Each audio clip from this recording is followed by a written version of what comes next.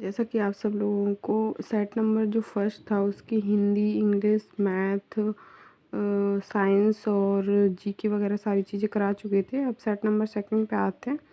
तो सबसे पहले हम सेट नंबर सेकंड की हिंदी जो आती है, इंग्लिश और मैथ्स तीनों चीज़ों को सॉल्व कर लेते हैं। इसके बाद जीके को सॉल्व करेंगे।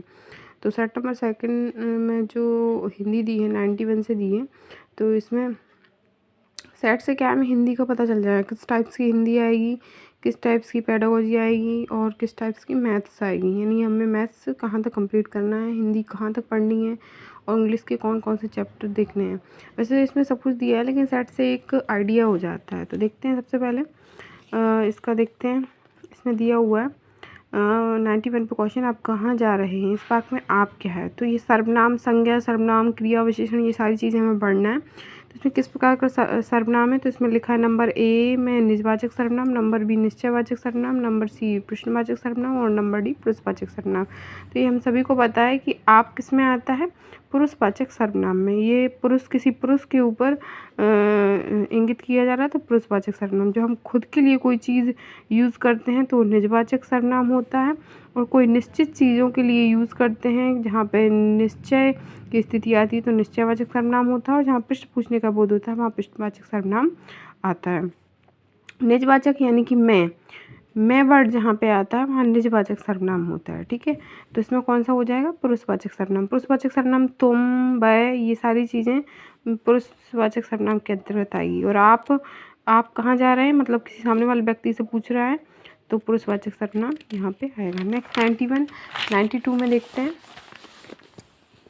92 नंबर में लिखा हुआ है, यानी कि संधि भी पढ़नी है हमको, सारी चीज़ें पढ़ना, संधि, समास, क्रिया, विशेषण और सर्वनाम, संज्ञा, ये सारी चीज़ें पढ़ना है। पर्यायवाची भी पढ़ना है, विलोम शब्द भी पढ़ने हैं, बटनी भी पढ़नी है। तो यहाँ पे देखेंगे महोषध। महोषध शब्द का संधि विच्छेद क्या है, तो महोषध इसमें ऑप्शन दिया है महा प्लस औषधम, प्लस बी में दिया है महौ प्लस औषधम, सी में दिया है महा प्लस औषधम और डी में दिया है महो प्लस औषधम। तो हम जानते हैं कि महौ है ना, तो यहाँ पे औ का बोध हो रहा है। जब हम इसको अलग करेंगे तो क्या आएगा, महाधन औषधम, क्योंकि औ का बोध हो रहा है। तो हम जानते हैं जैसे कि हमने यहाँ पे संधि पढ़ा हुआ है तो बड़ा आ और औ मिलके औ बनता है, तो महौषधम हो जाएगा। और ये किस संधि का उदाहरण है, ये सब आप लोग कमेंट में बताना। संधि सभी ने पढ़ी है। संधि कितने प्रकार की होती हैं, ये सारी चीज़ें पढ़ना है, कितने प्रकार की होती हैं, किसके कौन से एग्जाम्पल होते हैं, किसमें कौन सा नियम उपयोग किया जाता है, कौन सा नियम लगता है, कौन सा सूत्र उसमें लगाया जाता है। तो ये सारी चीज़ें हमें पढ़ना है, क्योंकि कभी कभी संधि का नाम भी पूछा जा सकता है। तो इस पर हम संधि भी कंप्लीट करेंगे। नेक्स्ट, निम्नलिखित दिए गए विकल्पों में से उपयुक्त समास छांटिए। देखिए अभी समास की बात कर रहे थे, समास भी आ गया। तो भवसागर में कौन सी समास है, अव्ययी भाव, कर्मधारा है, तत्पुरुष और द्वंद्व। अव्ययी भाव तो है नहीं है क्योंकि प्रथम पद अव्यय होता है, तत्पुरुष भी नहीं है, द्वंद्व नहीं है, द्वंद्व में बीच में द्वंद्व होता है तो द्वंद्व भी नहीं है। तो कौन सी होगी, और तत्पुरुष इसलिए नहीं क्योंकि तत्पुरुष में विभक्ति शब्द आता है। जब एक दूसरे को तोड़ते हैं तो विभक्ति आती है, तो या तो विभक्ति, भव सागर में विभक्ति नहीं आ रही, द्वंद्व में द्वंद्व का चिन्ह नहीं आ रहा, अव्यय में प्रथम पद अव्यय नहीं आ रहा, तो लास्ट क्या बच गया हमारे पास, कर्मधारा। तो इसका सही आंसर भी होगा कर्मधारा। हम एलिमिनेशन मेथड से भी हम जब हमें नहीं आ रहा होता है तो हम एलिमिनेट करके भी ऑप्शंस को निकाल सकते हैं। तो ये सबसे बेस्ट ऑप्शन रहता है, लेकिन हम एलिमिनेट तभी कर सकते हैं जब हमें बाकी ऑप्शंस के बारे में थोड़ा बहुत नॉलेज होगा। तो ठीक है ना, नेक्स्ट आगे बढ़ते हैं। सही वर्तनी वाले शब्द का चयन करें।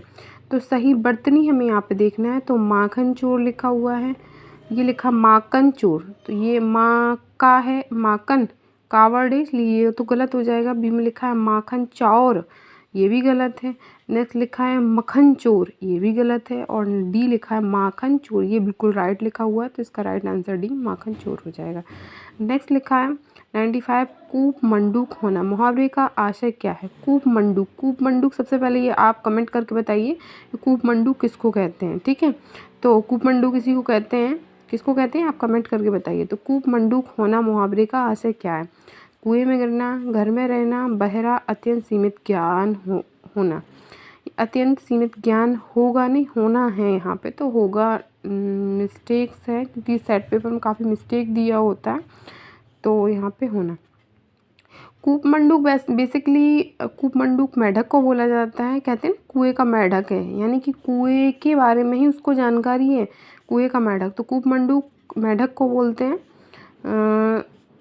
तो इसका क्या है, कुएं के बारे में जानकारी, मतलब बहुत सीमित जानकारी है, अत्यंत सीमित ज्ञान होना इसका राइट आंसर हो जाएगा। नेक्स्ट 96 से हमारी इंग्लिश दी हुई है। हिंदी के 5 क्वेश्चन दिए हैं, इंग्लिश के भी 5 क्वेश्चन दिए हैं और मैथ्स के भी 5 क्वेश्चन ही रहेंगे, और आगे 4 पेडागोजी की हिंदी रहेगी और 4 इंग्लिश की पेडागोजी और 4 मैथ्स की पेडागोजी रहेगी। बाकी ऑल ओवर पेडागोजी और राजस्थान जीके से ही रिलेटेड सारी चीज़ें आनी हैं, यानी 80 क्वेश्चंस आएंगे और इससे 5 यानी 15 तीनों से मिला के क्वेश्चन आएंगे जो कि 30 नंबर के होंगे, तो काफ़ी कुछ डिपेंड करता है इन पे। तो देखते हैं नेक्स्ट इंग्लिश का, choose the correct helping verb to complete the sentence grammatically, यानी हमें यहाँ पे हेल्पिंग वर्ब देखना है। तो हेल्पिंग वर्ब सभी को पता है हेल्पिंग वर्ब क्या होती है। हेल्पिंग वर्ब जो कि हम यूज़ करते हैं सेंटेंस वगैरह में, ठीक है, सहायक क्रिया को बोलते हैं हेल्पिंग वर्ब। तो इसमें लिखा by Diwali I ... working in the office for 10 year, ठीक है, are shall have been, had और हैड बीन। तो बाय दिवाली यानी यहाँ पे टाइम डिनोट कर रहा है, ठीक है, टाइम दिया होता है, हम जानते हैं कि जिस सेंटेंस में टाइम दिया होता है तो कौन से सेंटेंस की ओर जाते हैं, वो परफेक्ट कंटिन्यूस के ऑल ओवर, चाहे वो परफेक्ट कंटिन्यूस किसी का भी हो, वो डिपेंड करता है हमारे सेंटेंस के मीनिंग्स पे, यानी उसके अर्थ पे डिपेंड करता है कि कौन सा सेंटेंस यहाँ पे दिया हुआ है। लेकिन टाइम वाला सेंटेंस जो होता है वो परफेक्ट कंटिन्यूस की ओर जाता है, चाहे वो प्रेजेंट परफेक्ट कंटिन्यूस हो, चाहे पास्ट परफेक्ट कंटिन्यूस हो, चाहे फ्यूचर परफेक्ट कंटिन्यूस हो। तो सबसे पहले हम देखते हैं यहाँ पे, हम इसका अर्थ निकालते हैं, अर्थ के अनुसार यहाँ पे देखते हैं।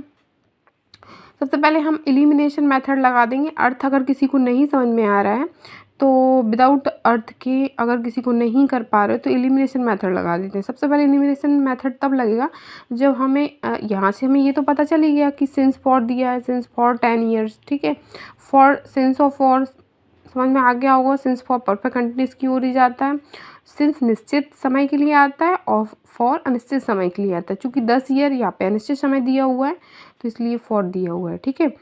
तो अब इसमें देखते हैं जो कि हमें हेल्पिंग वर्ब से याद होनी चाहिए। तो प्रेजेंट परफेक्ट कंटिन्यूस की जो हेल्पिंग वर्ब है वो क्या होती है, केवल हैव बीन होती है, ठीक है, हैव बीन और हैज़ बीन होता है।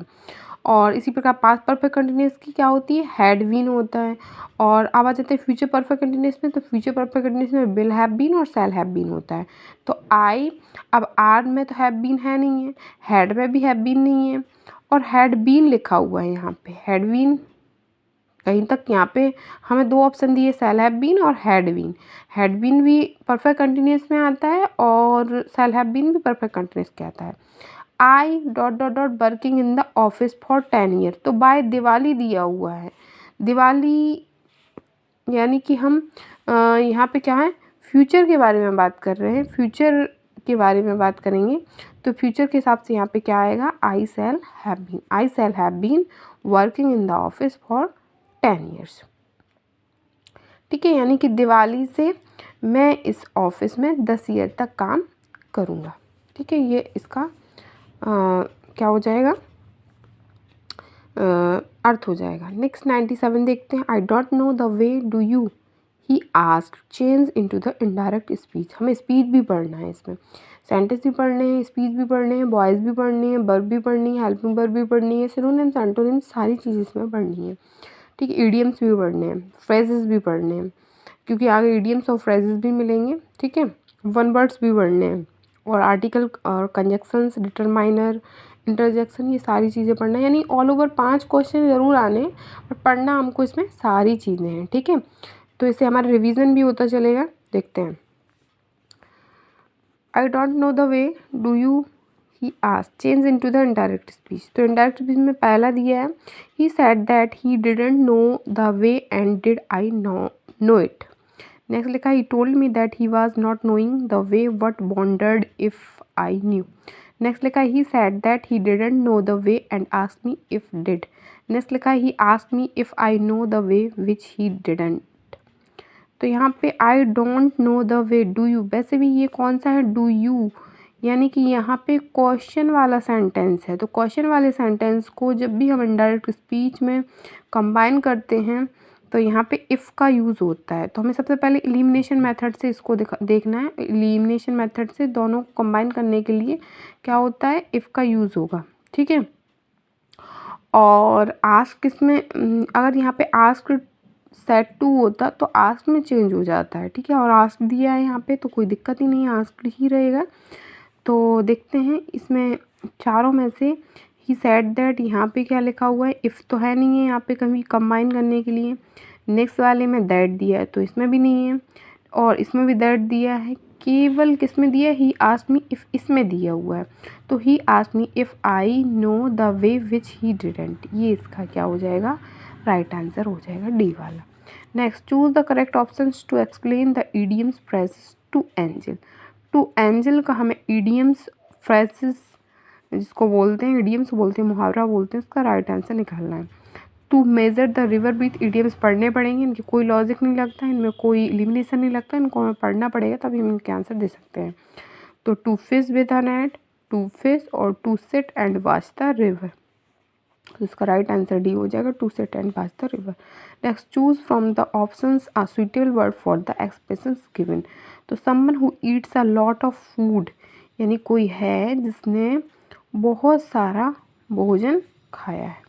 तो regular dinner, gluten, foodie, greedy person, तो उसको क्या कहते हैं, वन वर्ड निकालना है इसके लिए। तो बहुत सारा जो भोजन खाता है उसको क्या बोलते हैं, ग्लूटन, गोलू मोलू। Choose the most appropriate article, fill in the blanks. अब हमें ये देखना है आर्टिकल्स, आर्टिकल में बहुत ध्यान से पढ़ना है क्योंकि आर्टिकल का क्वेश्चन जरूर बनेगा आर्टिकल प्रीपोजिशन से। तो dot dot dot, Ganga is a sacred river, Ganga क्या है, पवित्र नदी है। तो हम जानते हैं आर्टिकल 3 ही होते हैं, ए एंड द, चौथा भी होता है, नो आर्टिकल के अंतर्गत आता है, ठीक है। तो सबसे पहले हमें 3 आर्टिकल को देख लेना है, और ये 2 भागों में, एक definite article, indefinite article. Definite article में द यूज़ किया जाता है और इनडेफिनेट आर्टिकल में ए और एन आता है। तो डेफिनेट आर्टिकल ऑब्वियसली उन चीज़ों के लिए लगाया जाता है जो अपने आप में सुपीरियर होते हैं, सुपीरियरिटी दिखाते हैं, ठीक है। तो और ए और एन कॉमन के लिए होता है। तो गंगा क्या है, सुपीरियरिटी दिखा रही है अपने में, तो यहाँ पे द का यूज़ होगा। तो the Ganga is the sacred river. Next 101 यानी मैथ्स दी है, तो मैथ्स को हम आगे सॉल्व करेंगे। अभी फ़िलहाल हमने हिंदी और इंग्लिश को देख लिया है, इसके आगे आने वाला जो वीडियो रहेगा वो मैथ्स का रहेगा। इसी प्रकार हम सारे सेट्स की धीरे धीरे हिंदी, इंग्लिश और मैथ्स को कंप्लीट कर लेंगे, और फिर हम पेडागोजी पर नंबर लगाएंगे, और नेक्स्ट फिर लास्ट में जो बचेगा तो हम 1 बाई 1 इसकी जी के कंप्लीट करेंगे।